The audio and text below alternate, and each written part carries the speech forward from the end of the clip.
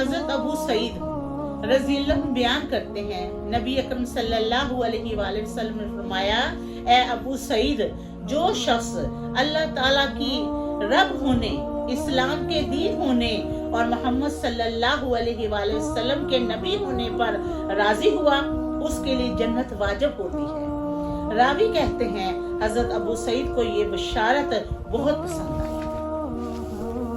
انہوں نے عرض کی، یا رسول اللہ صلی اللہ علیہ وآلہ وسلم، اسے دہرائیں۔ نبی اکرم صلی اللہ علیہ وآلہ وسلم نے ایسا ہی کیا۔ آپ صلی اللہ علیہ وآلہ وسلم نے ارشاد فرمایا، ایک عمل ایسا بھی ہے جس کی وجہ سے انسان کے جنت میں 100 درجات بلند کیے جاتے ہیں، جن میں سے ہر درجوں کے درمیان اتنا فاصلہ ہے جو آسمان اور زمین کے درمیان ہے۔